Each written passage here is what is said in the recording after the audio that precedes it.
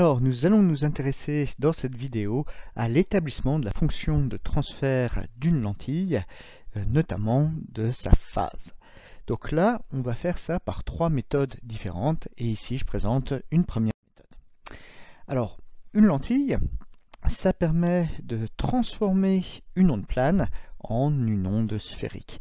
Donc on a une onde plane qui arrive, qui va se focaliser au foyer de la lentille. Donc cette conversion, ici, on va chercher la fonction de transmission qui permet de l'assurer. Donc ce qu'on va faire dans ces différentes vidéos, c'est qu'on va négliger la limitation spatiale de la lentille. On va imaginer une lentille qui a une étendue infinie. On verra l'impact de l'ouverture circulaire finie ultérieurement. Ce qu'on va bien sûr utiliser, c'est la symétrie de révolution que présente la lentille. Et comme l'étendue spatiale ici n'intervient pas pour expliquer la focalisation, on a f de r, donc le module de notre fonction de transfert, qui va toujours valoir 1. On considère, encore une fois, dans ces vidéos, la lentille qui est infinie. Donc si le module est égal à 1, ça veut dire que l'action de la lentille sera avant tout sur la phase, et ce qu'on aura à chercher, c'est bien une fonction de transfert en phase, ce qui change un petit peu de tout ce qu'on a pu voir auparavant. Alors, on va se coller à ce calcul, et la première méthode, on va considérer une onde plane qui arrive sur notre lentille, et ce qu'on sait, c'est qu'en sortie de la lentille, on a tous les rayons qui sont en phase en f'. Ils vont tous converger en f'. Donc ce qu'on va obtenir, c'est une onde sphérique. Mais là, ce qu'on voit aussi, c'est que le trajet BF', il est géométriquement plus long que le trajet OF'. Donc on va avoir un déphasage qui se crée entre BF' et OF'. Or, initialement, avant la lentille, on a une onde plane, donc tous les rayons sont en phase. Si on veut retrouver tous les rayons en phase en f', sachant qu'on a un déphasage entre BF' et OF', l'action de la lentille, ça va être justement de compenser ce déphasage entre BF' et OF'. Donc ce que va introduire la lentille, c'est un déphasage qui sera opposé au déphasage géométrique entre BF' et OF'.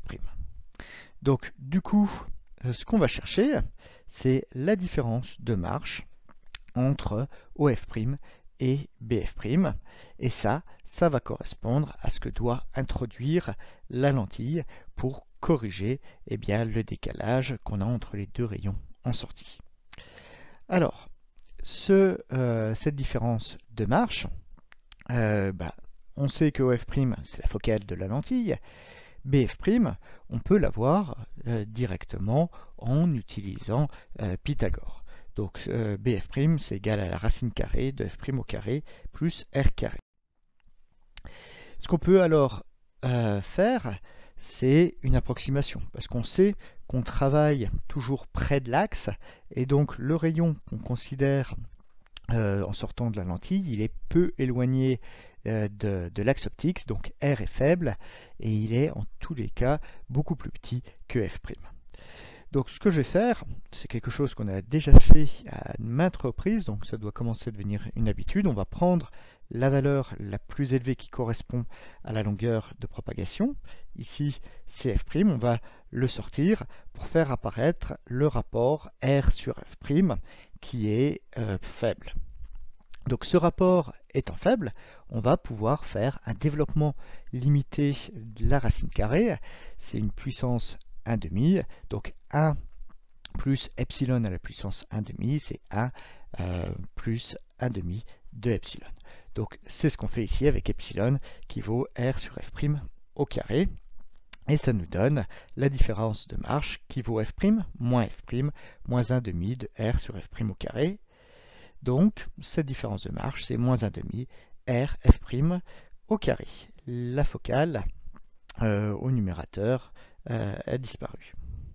Et donc le déphasage, si je le veux, eh bien c'est tout simple, c'est mon nombre d'ondes multiplié par ma différence de marche, donc j'obtiens comme déphasage moins k r carré divisé par 2f'. Or si je veux faire apparaître l'impact de ma longueur d'onde, eh bien je vais remplacer k par 2pi sur lambda et ça me donne un déphasage de pi r carré divisé par lambda f' avec un signe moins devant. Donc voilà, j'ai le résultat. Je sais que pour avoir l'effet de focalisation, pour modéliser le comportement d'une lentille, eh bien je vais devoir prendre en compte une fonction de phase qui évolue quadratiquement en suivant l'espace. Donc si je veux l'exprimer en fonction de x et y, il suffit de remplacer r carré par x carré plus y carré. Donc là, lentille, ça introduit un déphasage spatial quadratique. Attention ici, il ne faut pas confondre cette conclusion avec l'impact de la diffraction, où on avait vu que la diffraction introduisait un déphasage lui aussi quadratique, mais dans l'espace des fréquences. Donc là, on voit qu'une lentille, ça joue dans l'espace direct, la diffraction joue dans l'espace réciproque, et les deux introduisent une fonction de phase quadratique.